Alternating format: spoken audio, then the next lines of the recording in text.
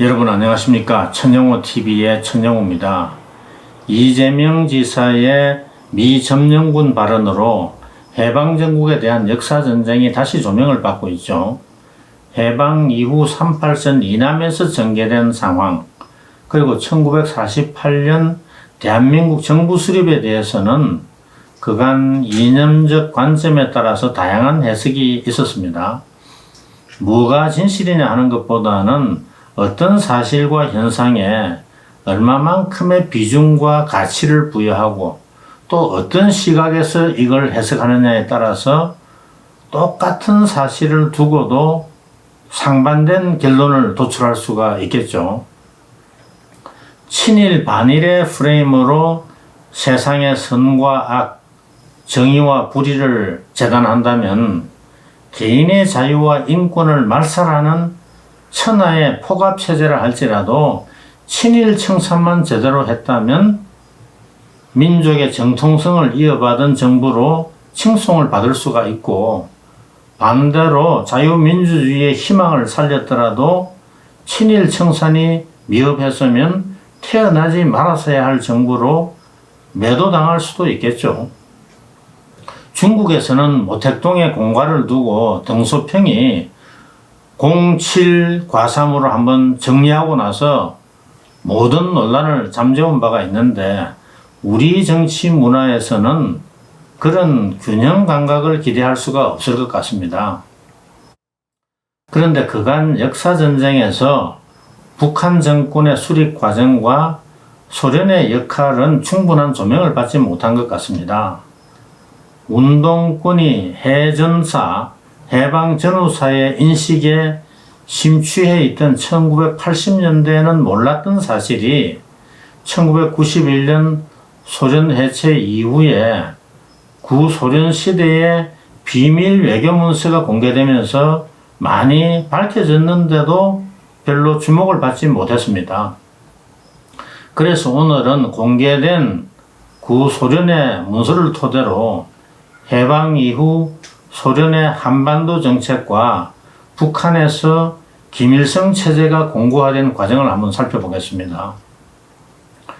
먼저 소련의 북한 군정 체제부터 이해할 필요가 있습니다.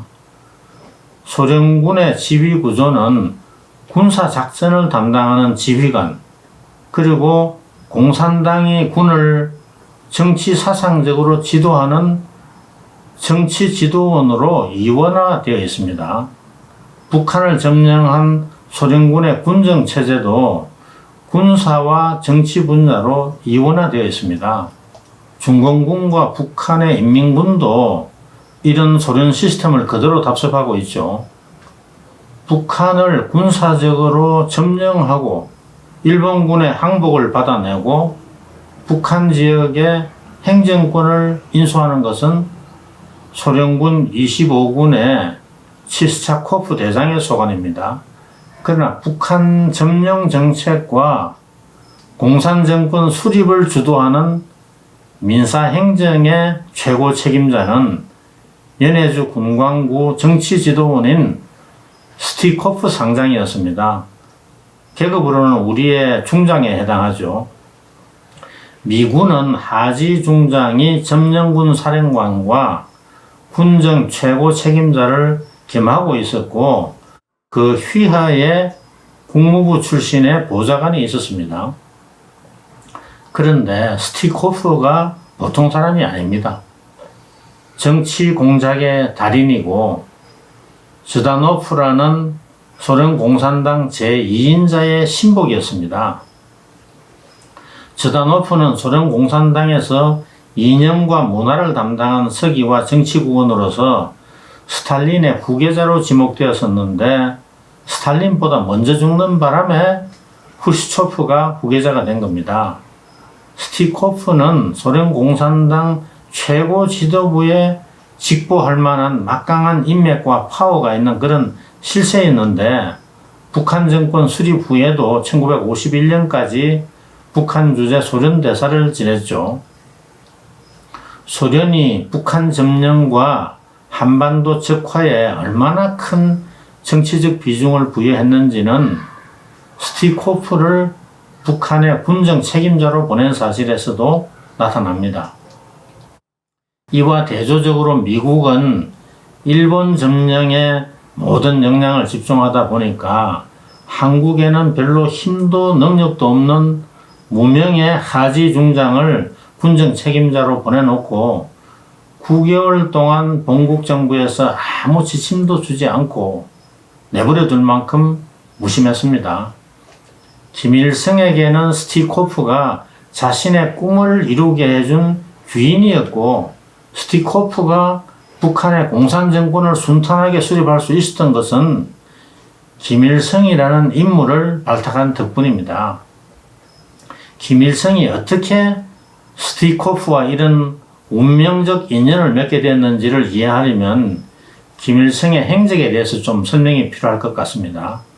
김일성이 소련 극동군 88여단 소속의 대위였다는 말도 있고, 중국 공산당 산하 동북 항일연군에 소속된 항일 873 부대의 대장이었다는 말도 있는데 둘 다 맞는 말입니다.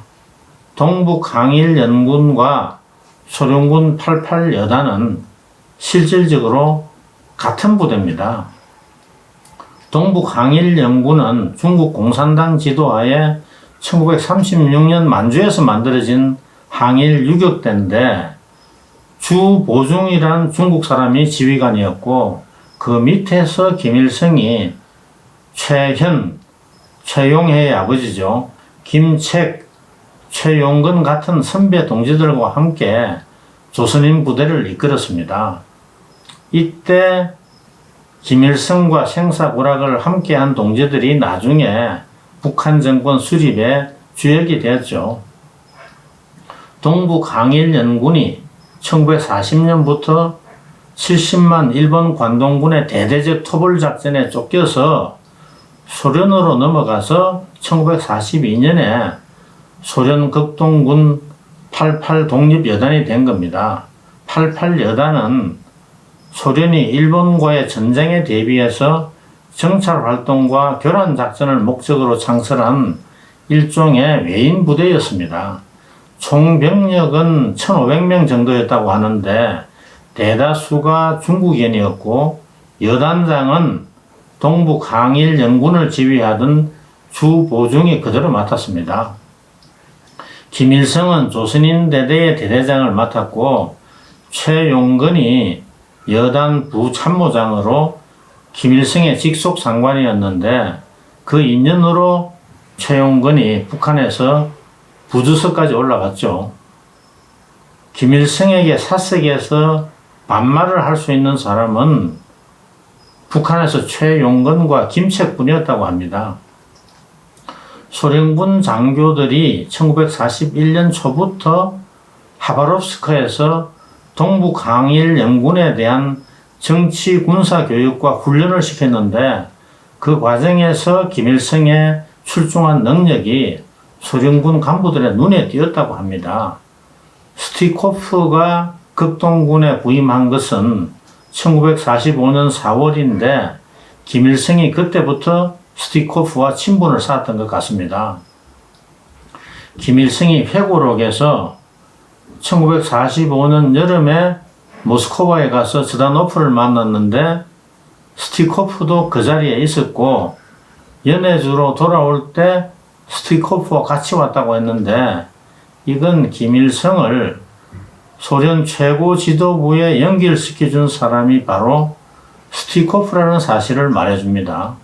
그리고 김일성이 북한에 돌아오기 전에 모스크바에서 소련 지도부와 북한 점령 정책과 대한반도 정책에 대해서 긴밀히 사전 협의하고 조율했다는 얘기죠.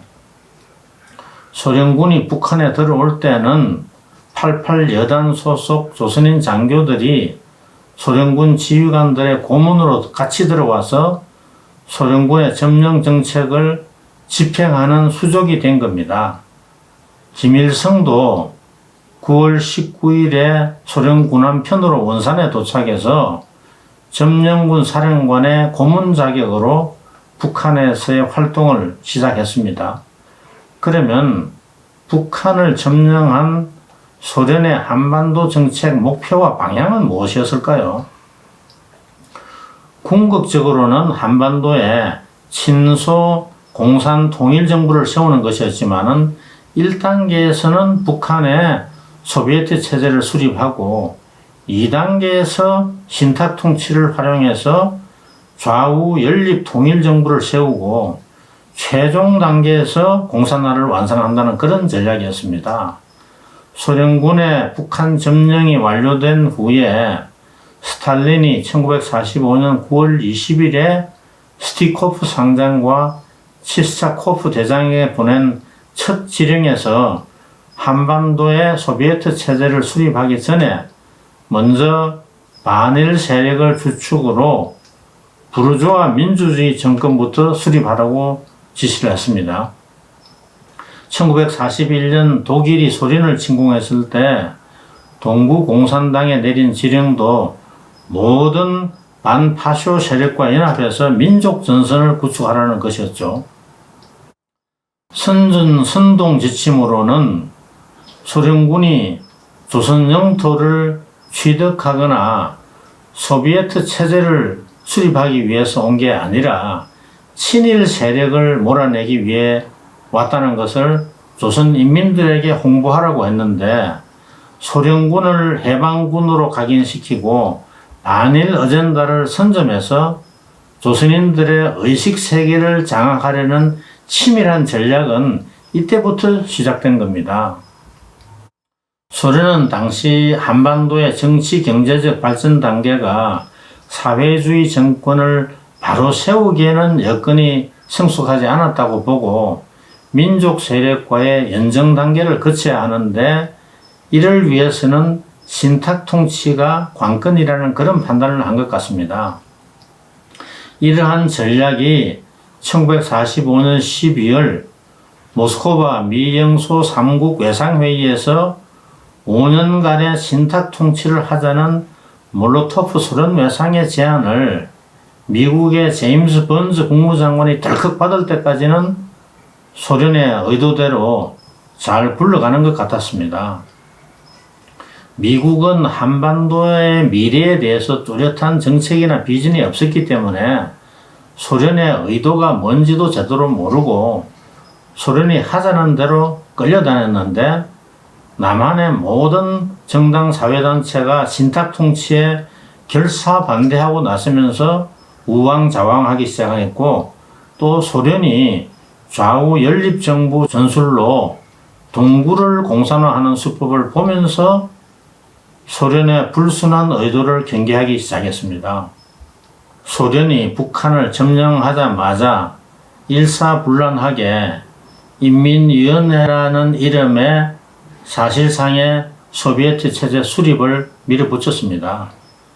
점령한 지 2달 만에 모든 도, 시, 군, 구별로 지역인민위원회 조직을 완료하고 10월 7일부터 12일까지 평양에서 지역인민위원회 대표회의를 개최했는데 여기서 모든 반일단체를 규합한 소위 민주정부 수립 방안을 논의했습니다.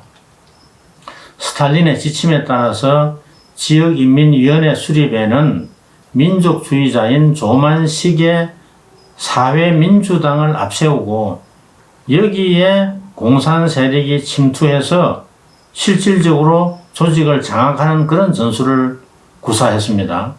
그때까지만 해도 공산당 조직과 지지 기반이 허약했기 때문에 당원들을 확충하고 교육 훈련을 강화하는 게 급선무였습니다. 물론 북한이 말하는 민주는 우리가 생각하는 민주와는 전혀 다르죠. 당시 소련군은 민족주의 진영을 포섭하기 위해서 사회주의, 공산주의라는 용어를 의도적으로 피하고 민주란 용어로 포장하는 그런 기만 전술을 많이 부렸습니다. 북한과 동독의 국명에 민주주의가 들어간 것도 이런 맥락에서 보면 됩니다. 조선노동당의 당원 규모가 1945년 10월 창당 당시에는 2,000에 불과했는데 친일파 청산 캠페인을 대대적으로 벌이고 46년 3월에는 모든 토지의 무상몰수, 무상분배를 골자로 하는 토지개혁을 단행한 데 이어서 8월에 탄압 국유화까지 강행하면서 조선노동당의 대중적 지지기반이 확대되고 당원도 폭발적으로 늘어나게 되었습니다. 그런데 소련이 1946년 봄부터 돌연 이런 좌우 합작 형태의 인민전선 전략을 포기하고 좌파 단독 정권 수립 전략으로 선회를 했습니다. 조만식이 모스크바 3국 외상회담에 신탁 통치 합의에 결사 반대하면서 소련의 당초 전략에 차질이 생겼기 때문이죠. 결국 민족주의자들이 인민위원회에서 다 쫓겨나고 조만식도 연금되면서 모든 지역인민위원회는 조선노동당의 완전한 지배하에 들어가게 되었습니다. 1946년 2월 북한 전역을 실질적으로 통치할 행정입법기구로 북조선 임시인민위원회를 수립을 하고 1년 후에 임시자를 빼고 북조선인민위원회로 개칭을 했습니다. 그러니까 1947년 2월에 이미 북한에서는 인민민주주의 정권 수립을 완료하고 1948년 2월 8일에는 소련제 무기로 중무장한 조선인민군 창설까지 마쳤습니다.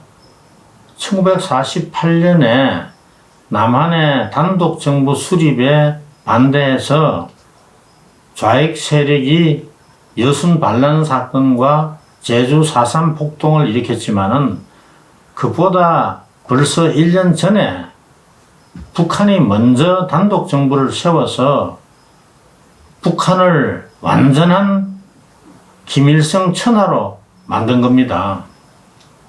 조선민주주의 인민공화국을 정식으로 수립하고 선포하는 요식행위를 1948년 9월 9일까지 미룬 것은 북한의 공산화를 토대로 한반도 전역에서 좌파 연합 통일정부 수립의 불씨를 살리면서 분단의 책임을 미국 그리고 남한의 우파에게 뒤집어 씌우기 위한 고도의 전략이었습니다. 스티코프의 통일정부 구성 방안에 대한 건의 그리고 이에 대한 스탈린의 지령은 다음 편에 소개해 드리겠습니다. 천영훈TV의 천영훈이었습니다.